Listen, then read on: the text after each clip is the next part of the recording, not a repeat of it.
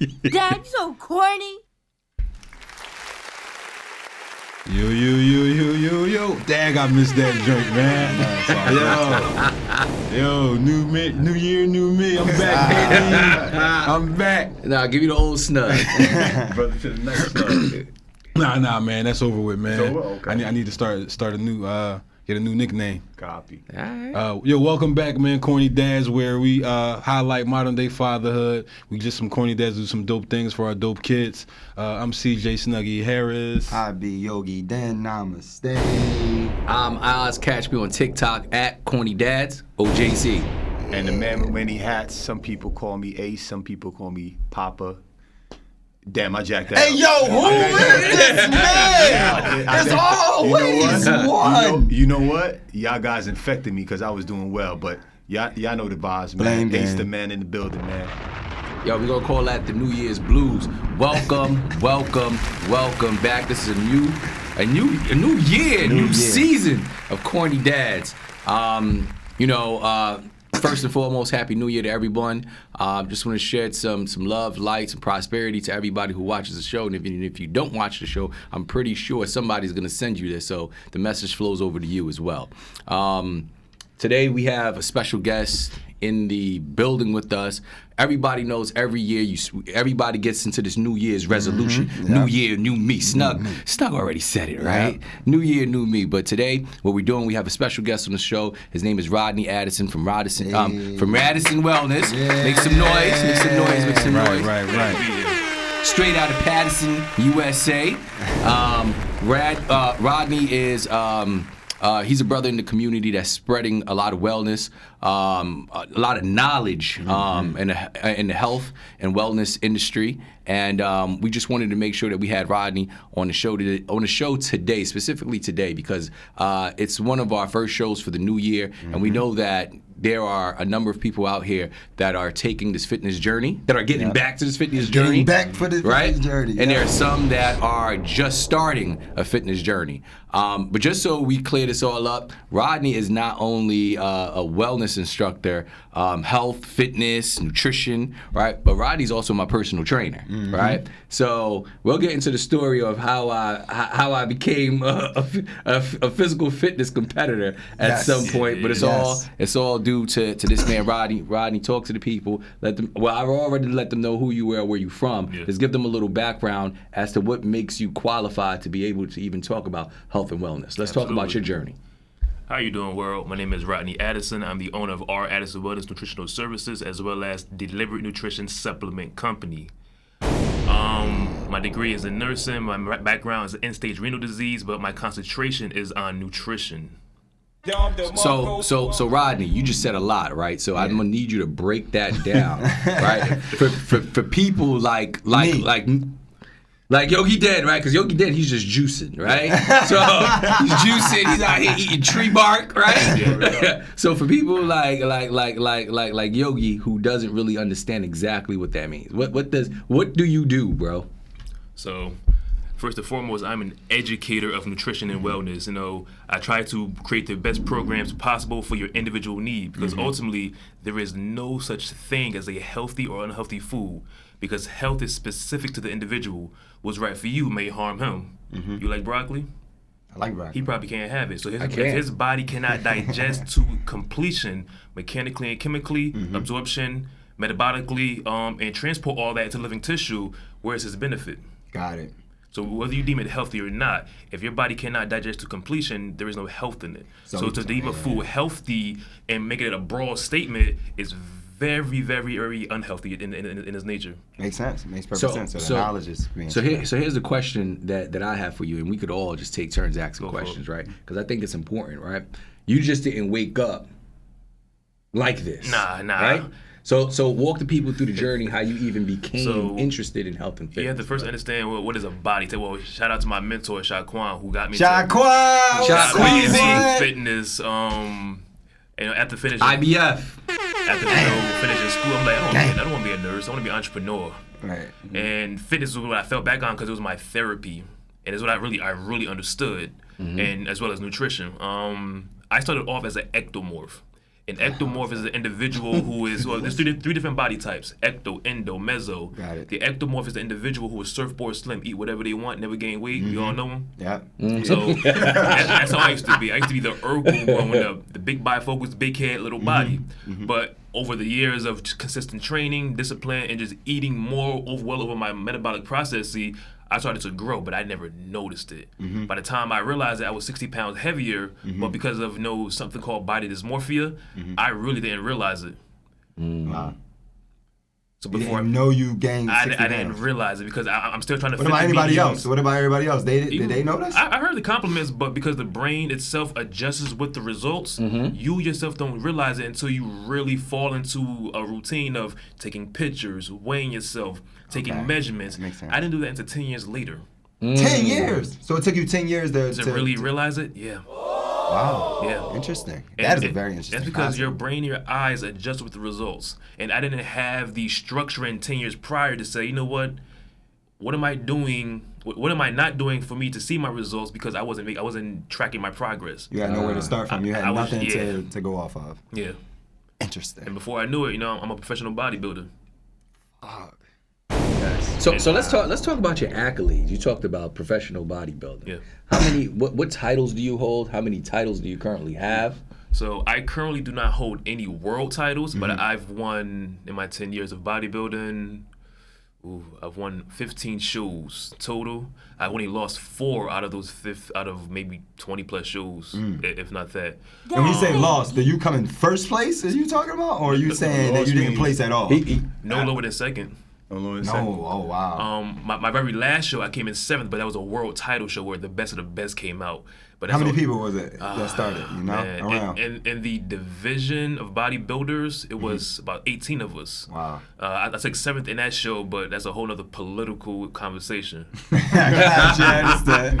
Yeah, but I started off as a physique guy, which is the lowest level of men bodybuilding, was physique. They have nice upper bodies with them chicken ass legs, and they were board shorts. And then above that, you have classic physique, which is basically you wearing compression shorts, a little more thigh, a little more upper body, a little more size. And after that for men is bodybuilders. I've gone through all 3 divisions. I got my pro card in multiple organizations in all 3 divisions. dope. But at heart, I'm a bodybuilder. I like to show it all off. Yeah, that makes sense.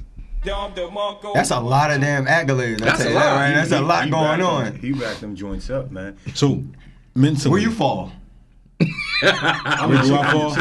Where you fall, I'm a dog? chicken leg guy. I got my legs all right, dog. So you got a compression short. I'll say this from my professional visual. You are definitely a meso endo. You definitely can be a classic or a bodybuilder. Oh, that's good. Pull them out, stop! Look at my flowers while I'm here. I'm about to get the extra. I'm about to drop and give him 50 right now. Pause. Come on, man. Oh my God. So, I got a question, man. So, in regards, we hear about the physical aspect of it. Yeah. Mentally, what does it take to transform your body? Because there's a nutritional aspect of it, and there's the gym Absolutely. aspect of it. So mentally, what do you recommend for the people that's entering a new year? Like, yo, I need to get physically back in shape. Do not make your goals as unrealistic as these influencers you see on social media. It has to be fitted to your individual need. Again, what's right for one may not be right for you. So going off Arnold Schwarzenegger's programming, that may not be as effective for you because your lifestyle as a whole is not conducive. Damn, you just that just Talk that was talk it. to how you break it down for each and every single one of your clients. Absolutely. So first and foremost, it always starts off with a body composition evaluation because it's very unprofessional for anyone who deems themselves a professional to say, I'm gonna train you, I'm gonna do this program for you, but don't know how your body actually operates. So my consultations are extensive around what is your lifestyle, how is your overall physical output, what is your mind state, how do you eat in your day to day, what is your staple meal you want to keep in your diet? Because if I try to say this is appropriate for you without even actually knowing your GI system, I might do more harm than good. Or because I deemed it healthy for you for your goal, that's wrong and is right. So, what would you say to people that can't afford a personal trainer, Yeah, that that's a can't, good question. that just like I ain't got it?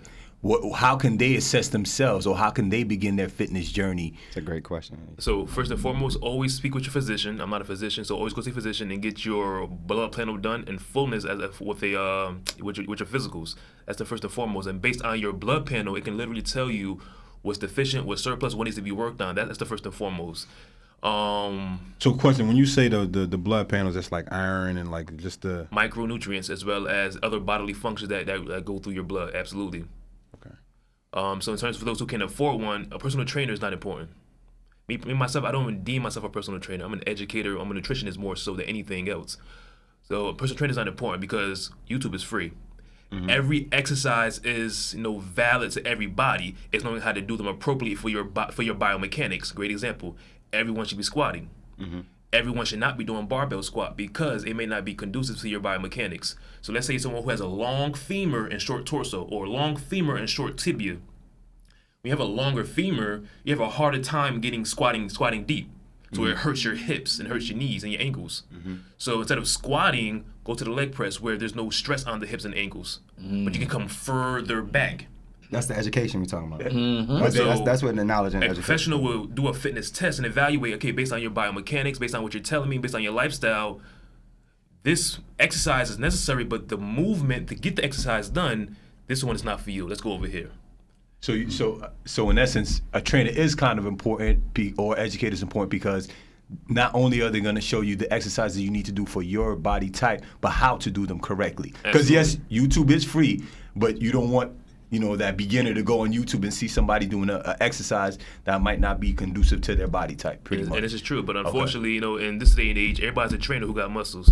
And everyone's a trainer who lost 20 pounds and now has visible abs. Abs don't make you a trainer. Can I take my knowledge and apply it onto you and then leave your presence, you proceed with that? If they can't do that, you're not effective, no matter what you call yourself. So how does one weed through trying to find a good personal trainer or someone that is as knowledgeable as you are? But you know what? There's something that there's a question that Rodney just that Ace just asked, and I just want to put it out there. You can get a personal trainer, right? A personal trainer doesn't necessarily need to cost you anything, nor does a dietitian need to cost you anything. If you go to your local grocery store, there's a dietitian there. Absolutely. Right? A lot of people don't know that. There's a dietitian there. There's somebody that's picking out produce and that's putting stuff together for meals. You understand what I'm saying? So there's a dietitian there. So I don't want to shout out any particular supermarket. You gotta cut a check. Yeah. He blew that off. Unfortunately, that brand didn't cut us a check, so we won't say their name. But go to your local grocery store and be able to talk to the dietitian. If you sign up for a gym, 9 times out of 10 they offer you the plan for you to get a physical trainer. But the people that work there should tell you how to utilize the different machines, and on the machines it's also listed how to use it. Absolutely. Got you. So here's one of the biggest things that aside from the fact that I'm like, how do you find somebody? How do you weed out all these different people? I guess it's just trial and error, right? But I wanted to ask about one of the big things I think is just plaguing a lot of people nowadays, and that's inflammation. Okay. What is inflammation, and how do you decrease the inflammation or stop the spread of the fire or the burning that's happening in your muscles? So let's debunk that now. Inflammation is not a bad thing to the body. Inflammation is a symptomatic response to something that happened to the body. Inflammation in its own right is not bad. Mucus is not bad to the body. Mucus is the second line of defense to the body behind the skin. So in terms of how to reduce it, that's either time or reducing the symptomatic trauma that caused the response. But inflammation in itself is not bad to the body. So if I'm on let's just say is all right. Let's say it's not because of something I'm doing physically in fitness, right? So let's just say it's a trauma that happened. A response, inflammation. Yep. So and then the inflammation is caused by the trauma that happened. Absolutely. How does one? Do we want to bring that inflammation down, or do we allow it to do it itself? Typically, it'll go down by itself, but it will depend on the type of trauma. Great example: if you have, a broken bone, there's going to be long-term inflammation because healing has to take place, right? So the inflammation is going to remain there, trying to trap blood there to deposit the nutrients there to cause the healing process to happen. You want that inflammation to be there. Now, if it's just like, you bumped into a table, now you got a little bruise, it's isolated. It'll go away by itself. Once the blood stops coagulating. Gotcha. So you want the inflammation to be there. You speak of mucus, right? I'm pretty sure you familiar with Dr. Sebi, and in his teachings he spoke of mucus a lot, and the foods we consume and that building up a lot of mucus in our body, and that mucus not being kind of bad for us.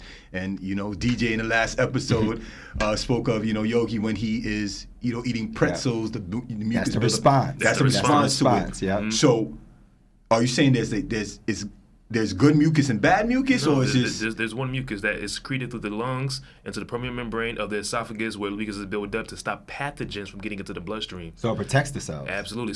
Mucus is the second line of defense of your immune system. Skin is first. Skin is first. Nothing can get through the skin. Nothing is so damn barriered that right at this moment you have over 1 trillion staphylococcus viruses cells on your skin now. So wait, it ain't kill you yet. Nothing can get in the skin, but everything can come out of the skin. Unless it's broken through the bloodstream, broken into the bloodstream. So it has to be okay, but everything can come out of the pores. Nothing can go into the your pores. lymphatic system, it can come out absolutely. That's One-way valve. But if it's broken to the bloodstream, or you have wide open pores, possible. So how do you get wide open pores? Is that from because the systematic response? They say when you go into the shower, then you come out. That's from a systematic response. Why? That Because open the pores. the body heated up, trying to cool itself down by releasing water. Interstitial fluid is a response. It's not a cause or a trauma. So you just bring up a point, and while we here, there's like this myth, right? Let's debunk this myth. Go for it. A lot of people say when you're hurt, you're injured, right? You go into a hot bath and you pour in Epsom salt. Epsom salt. Yeah, it's myth. What does Epsom salt do for the body? Nothing. There is no conclusive science, and it's been extensive. There's no conclusive science saying that Epsom salt improves anything. But now, it's not the salt. It's not the Epsom itself. It's the actual sea salt. Sea salt is a hydrator. Yeah. So it causes water to flood back into the cells, causing it to hydrate. It's not the Epsom is part of it all. It's the actual sodium. It's the salt. We keep in mind. So hydration. How does hydration work? It's not water. All right. Water does not directly hydrate you. Your electrolytes do. What is your number one electrolyte? Sodium. Sodium, potassium, magnesium, which has to go through the process of sodium, the sodium potassium pump, to pull excess water out of the artery through the pump, exchanging 3 sodium for 2 potassium, and then when the sodium leaves the artery, it takes 4 ounces of water and pulls it directly into muscle tissue. So would it make sense to put sea salt into your water? Sure, yeah. Especially if you're dehydrated. And that's going to give you that's going to give you more hydration. And what about not directly, because you have to have a quantified amount of potassium and magnesium to make that exchange. Okay. Everything is systematic. There's an ecosystem of things triggering one after another. One thing won't do you any good. One thing won't do you no bad. But it's a quantified amount. Great example. Dosage depicts toxicity. What do you mean by that? So they'll say, "Oh, don't take that because it's a toxic." But how much of that something that must I take for it to become a toxic? Like alcohol. Exactly. Really? Dosage depicts toxicity. Would you ever consume 1,000 milligrams of sodium? No. Why not? It's too much. No, it's not. It's a half a teaspoon. Milligrams. It's 1/4 of a teaspoon. 1,000 milligrams is 1/4 of a teaspoon. You wouldn't even feel it. He said milligrams. All right, so right Not now grams, what though. we're doing is we're having a whole math, and this is a whole science class, right? We're back in chemistry class, right? I feel like a student. So I just want to be clear, right? So Epsom is an exfoliator. That's what I'm hearing. It's exfoliator. That's all it is. All right, cool. Now, But the salt is what we need. It's the lavender. Salt. Now, the lavender has successful science behind it as well. Lavender will relax you. Yeah. It releases a pheromone that can help you relax when inhaled. When inhaled through the nose, yeah. Makes perfect sense. Yeah. Let's get this was super educational, but let's get into a little spicy question. You are a personal trainer by trade, or a health educator Nutritionist, and a nutritionist as well. But now we've come to the point right now where people are trying to cut corners. Yeah. And I'm sure you have a lot of clients, male and female, that are doing body enhancements. Mm-hmm. Walk us through that. How do you either encourage or try to discourage? What specifically you want to talk about? Well, body enhancements. You want to talk about BBL?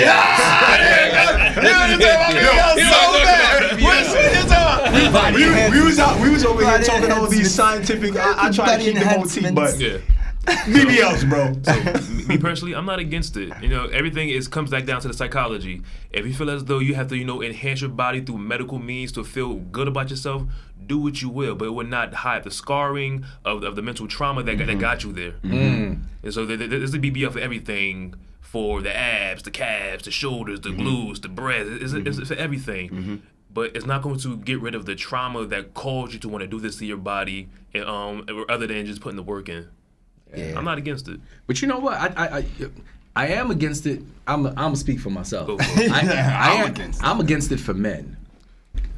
For men, to me, because there's this video going around and went viral where this young brother, he went and he got liposuction, right, for his abs. He claimed that he worked so hard, but he could never get abs, right? And he went and he got some liposuction, right? It's to me, it's totally different because the female anatomy is different than the male's anatomy. Women, they're having babies. There's certain things that happen to their body that allows their abdomen to shred in a certain way that they're gonna need. Like a lot of women need assistance bringing it back together, so that way. It's called a diastasis rectus.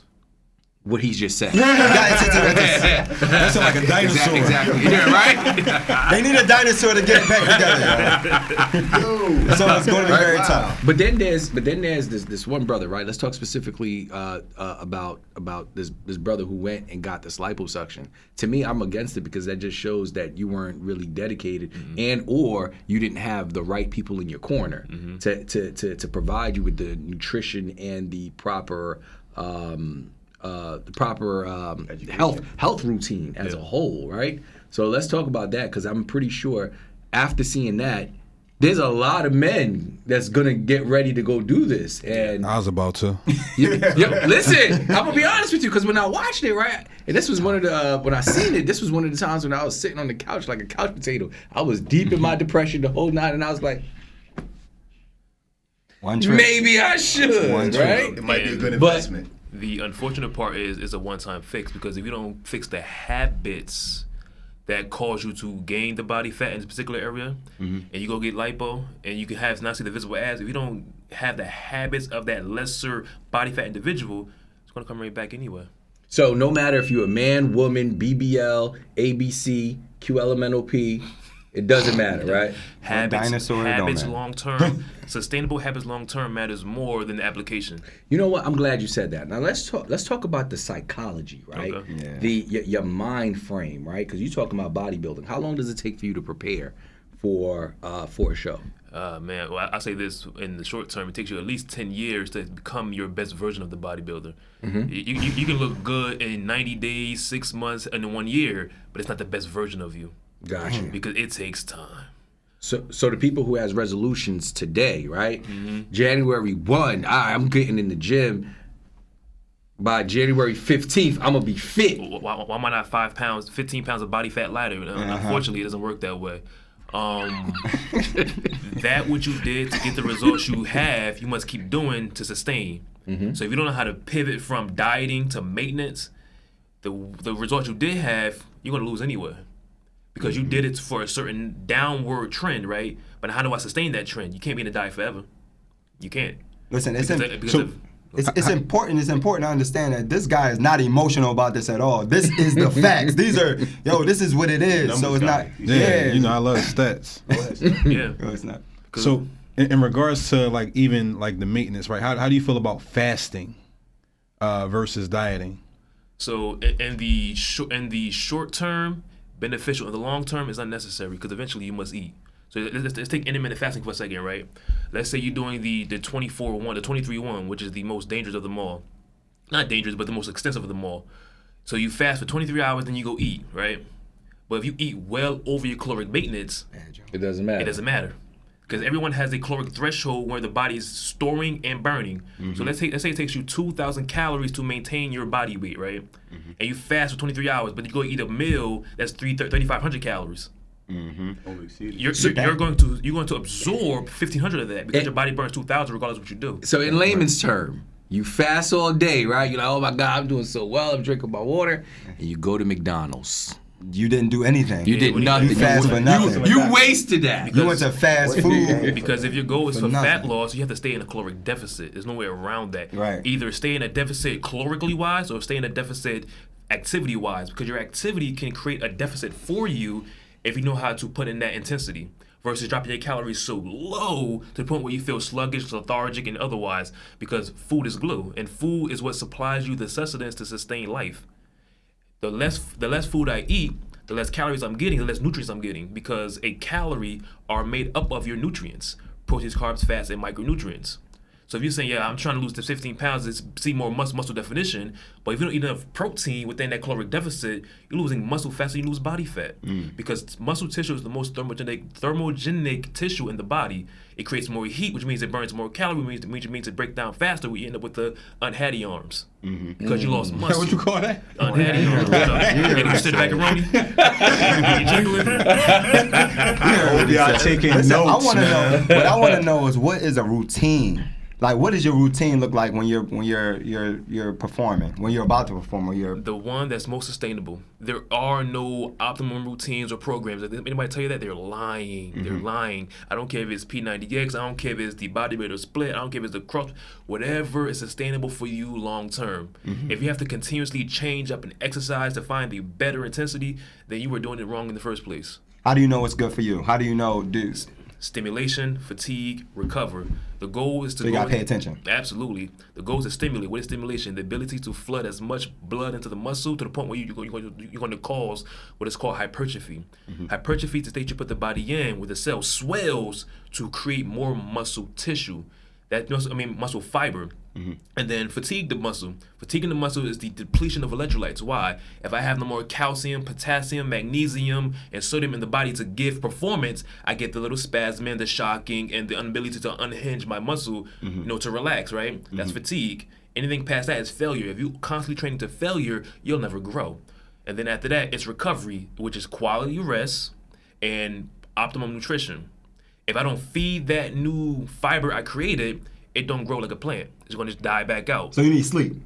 Quality sleep, not long Quality sleep. sleep. Quality is that kick the dog off the bed, lock the door, or you cheating on me, get out the house. I ain't got no kids. You have to get the quality sleep. That was a nice bow to put on that right How there. does one? So now we talking about sleep. A lot of people are having trouble sleeping. How do we get? Or what is your tips on how to get quality sleep? Something that we all can do So starting today. And and the simplest way of putting that in is reduce stressors, but it's always harder said than do because everyone's mindset and everyone's lifestyle is different from everybody else's. So is being able to create new habits that become habitual habits over time that takes the place of the stressor that caused you not to sleep well in the first place. What can we do today, starting today, that can slow down, can help you get more quality sleep? From a physical aspect, This is very subtle, from a physical aspect, is try to create new habits earlier in your day or earlier in your mindset that becomes long-term habits over time. Great example. Wake up, make your bed, brush your teeth, eat breakfast, hit the door. Those are habitual habits you do unconsciously, right? It just happens. It's not a burden on your life. So now you got to tell yourself, how can I fit 5 to 10 minutes of meditation in my day before I start the other 5 things to hit the door? If you can do that and you can do it consistently without having to think about it, it is now your habitual lifestyle habit. Gotcha. And that new habit will take away from the time frame you have to worry about your stressors. Gotcha. How long does that normally take? It depends on the person. So if they tell you 21 days, they're lying. Because How long are you saying it? and I say that emphatically is because lifestyle is long term. Right. It's something you practice. It's something you practicing for life. Intentionally. It will never become perfect. Right. But it will eventually become intuitive and intentional. Yeah. So what about people sleeping with their TV on? Oh, Whatever it takes. Really? Whatever it takes. If that helps you get relaxed and get into that deep REM sleep, it is what it is. Because after you sleep, you're not going to really realize it until a disturbance in your own mind telling you, oh, the TV's on. Okay, so if you listening to a G-Unit mixtape before you fall asleep, that's fine. I don't know. It's fine. Listen, that's happened to me before. I fell asleep with music on. Beanie Siegel, Life is Real. I woke up in a cold sweat. You know what I mean? It got real. It got real. Life got real. But let's pivot a little bit. Let's talk more about nutrition, right? for it. Now, we know in our communities that getting proper nutrition is hard to come by. You go in the underserved communities, you see a row of fast food restaurants, right? You don't see our markets are not producing the and the debate between organic and non-organic fruits and vegetables. I'm gonna start there. Let's go. Talk about it. Organic is a peace of mind. It's not a health system. Organic, by definition, developed by the USDA and the FDA, is defined as foods that were not utilized, utilized with pesticides. How do you distribute pesticides? It's airborne. And in the soil. It's in the soil. So anything touches the soil, it's traveling. If it blows to the air, you telling me that pesticides not going to be blown to your organic side? Yeah. Get out of my face with that. So we paying for So labels. you're paying for peace of mind. So if you want to pay $3-4 more for peace of mind, you do you. But it will not inherently improve your health. It makes sense. And you got to look at it. Sometimes when you see things that says organic on it, really pay attention. What we think is organic and what the definition actually of organic really is two different things. So you may think that it's nothing added into your foods. That's not true, right? Not true. So you go and look, and some of this may say organic milk, and you go and look in there, and it's like a million things in there. Exactly. That you're like, this is not organic, but it is organic because it doesn't have the pesticides in it. But at the end of the day, it still has those added things that you don't want inside of it. So you have to check the label. So And they do that for the sake of preserving it, because by the time you process it, package it, distribute it, retail it, it's been aged through different temperatures, different environments, different circumstances. And handle So it. So they have to treat it with XYZ bacteria to make antibodies to make sure that by the time it gets to the retail, it can at least last another week on the shelf before you actually even buy it. There's no way around that. There's no way around that. Because you know what throws me off all the time is when you go through the produce section, right? And them apples, they be so shiny. oh boy. Those are the shiniest apples I've ever wax. seen. It's wax. You know, no apple is that shiny. It's actually it's like a tingy reddish, brownish red. A real apple that's natural. It's not that shiny. They put a wax on it to keep it nice and fresh. So the pesticides that they do put on it or don't put on it, it doesn't fermentate as fast. Yeah, and they tell you, Yeah. and if you read right next to it, it'll tell you, we wax these apples. You need to wash them like 2,000 or 3,000 times to A get the little wax vinegar, a off. little baking soda, and They some know warm people's water. not gonna read them apples. That's what it is. You No. know, that's how they getting us. So the accessibility of these like produce or nutritional foods in our communities. So from a economic standpoint, you know, the black and brown communities who are underprivileged, we have nothing. We have what is called a food desert. It's not that it can't be available to us. It just knows that economically it doesn't make any sense. Explain that. If we take, let's say, the most richest organic foods, healthiest foods possible, and we take it to the wealthier areas, they know that if we truly want this, we'll go to that Trader Joe's and spend $2-3 more versus just bringing it to our own communities. They'll give us the leftovers because economically, we don't have the resources nor the infrastructure to sustain, you know, mom and pop restaurant, mom and pop supermarket, and the quantity it needs to sustain the community. So, how many black and brown communities you know have a Trader Joe's size, Walmart size facility? You won't find one. I actually disagree, Rod. Go for I it. do believe that our community Go for it. I do believe that our communities, especially the black and brown communities, they can afford it. What I think is totally missed out is the education, right? The educational component, everything from the K-12 system on up, which is why I think it's very important that nutrition, health, financing, those type of things, they're introduced to us much earlier. Because there's a huge difference if you see grandma and mom, you know, the dinner meal per choice is fried chicken, and you know a lot of the foods that come with that comes with disease. Kool-Aid comes with disease. Like, you understand what I'm saying? If you consume too much, I think ultimately what's happening is there is in our communities there is this steadfast approach for families to go and get more processed foods. Hence why we started talking about the fast food industries. Right, you go into certain communities, it's fast food industries down their main corridors all the way through. But you go further along down the road where that community starts to transition into a different community that represents a different population, something totally different, right? So I think that ultimately what we're doing is us as a community, us as a people, we are allowing this to happen. Oh, absolutely. Right? Absolutely. So I don't think it's a matter of resources. I think it's just a matter of education, right? Because I think that there is resources. Like, let's talk, for example, about SNAP. SNAP is a resource that's given, right? But even with the SNAP, you have certain people that prefer to buy certain meals with it instead of the foods that's going to last, the foods that are more nutritious and the foods that could potentially last longer.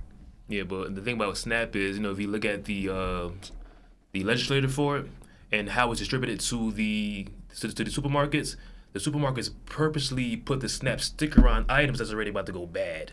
It's never the freshest item possible. Depending on where you're located. Where you're located. And so if you go to an underprivileged, food desert area, right, they don't have the infrastructure to hold in masses the freshest foods possible to suit the community as a whole. So like, if you go to a Walmart, it's always on the outskirts of the most suburban area where it makes sense, where they can keep up with the supply and demand. So it's somewhere like where I'm from, we don't have a mass supermarket. We got a few local bodegas. We got a few, demographically placed supermarkets, but it's not a community supermarket where it fits the entire community. So let's say someone who is making well less than minimum wage, they're gonna go there before they ever go to a Walmart. But because they want the variety and the selectiveness of having more, they'll go to Walmart, and then even still, it won't be the best choice of food variety as though a Trader Joe's or what's that other one, Aldi's, or because it doesn't fit the economics. I would agree with that. In my profession, I worked in and out of a lot of supermarkets in different demographical areas, even down to the equipment that they have to preserve this food. In our communities, the Black and brown communities, I literally have saw an equipment and I'm like, I don't even know how they're even operational in these markets. In comparison, when you go to the upper echelon neighborhoods where you're like, this is immaculate. So I would agree with that. We are getting the leftovers from food to equipment and everything that else. comes down to owning the resources directly into the community. Great example. We as a community, we are never the manufacturer. We are barely ever the distributor, but we're always the consumer. So because we don't own the distribution or the manufacturing, whatever's left over, we have to fight for at a higher retail price.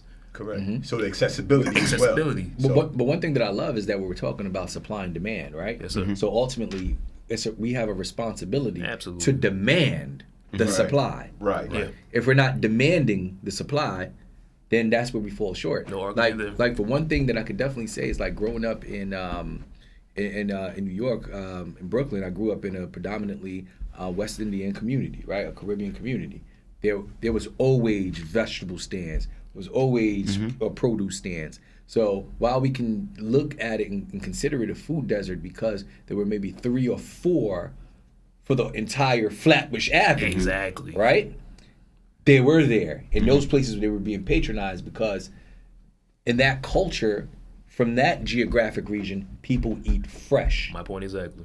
Well, I put it like this, right? So what we can do as a solution, though, is there's seeds out there. You can plant your own stuff, right? Talk it. Right? So here's one of the biggest things, right? On my block, right? There's not one apple tree. Let's just take my block, right? but I'm growing one, Yeah. right? So if I have an apple tree in the back of my house, right? How many people you think would come down the street to get apples from me rather than having to go to the supermarket? This is true. Right? So we can create the supply. Absolutely. You know what I mean? So we can either demand it or we can create the supply so that way others demand from us. You understand what I'm saying? So there's a million seeds. There's a mindset, right? The seeds are out there. Community gardens. Community gardens.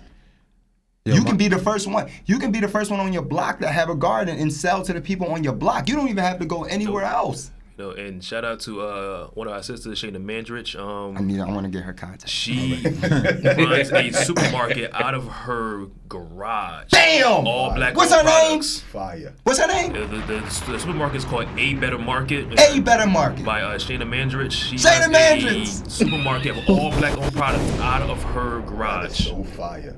Fuck. So Love it. fire. Yo, so I'm a quick story. I hear you talking. Is it about, quick?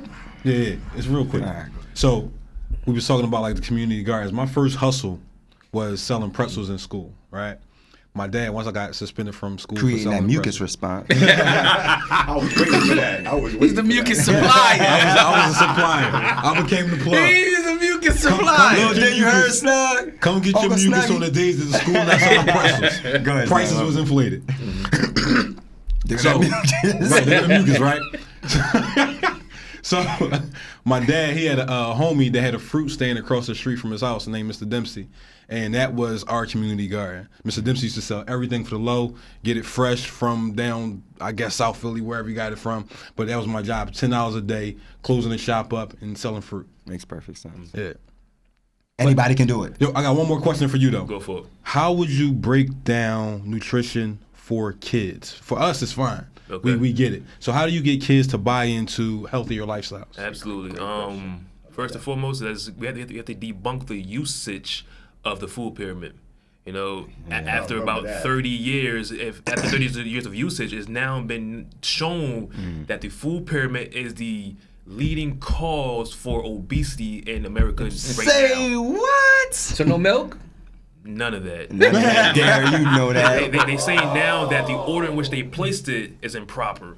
Wow. Although, you know, it's healthier options, whether it's a starch or a complex carb or a simple carb, it didn't make a difference because the calorie amount and the amount that was accessible based on economics and other means was causing them to consume a lot more than necessary. Wow. So for children, a child will do what the parent puts in front of them. It's the parent's due diligence to make sure that the food option is as pleasing and valuable for them. So how do you shift the mental aspect? Because my son, my son Caden, right?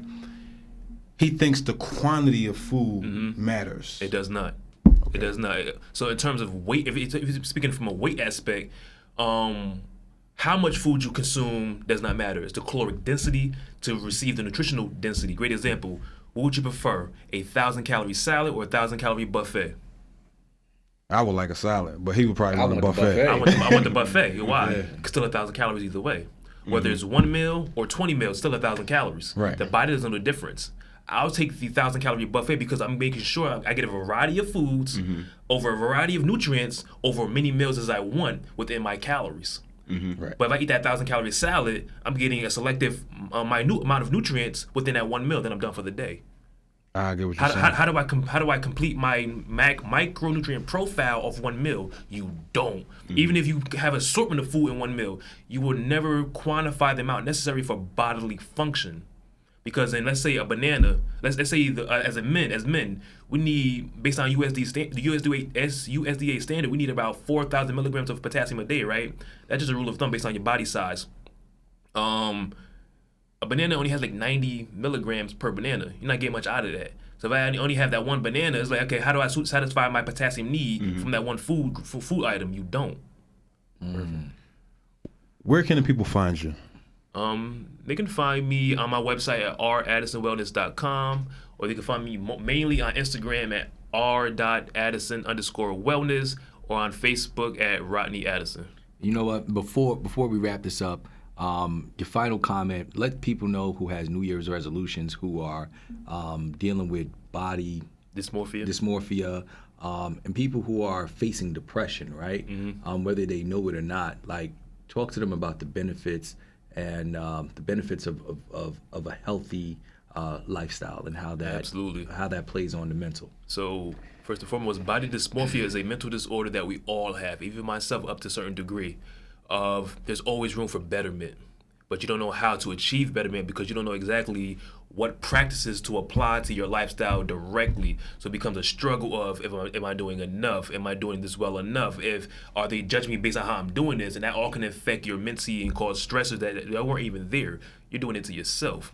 So by applying the appropriate amount of fitness and wellness and nutrition that's controllable and manipulative for you is a great start, because exercise is the original antidepressant.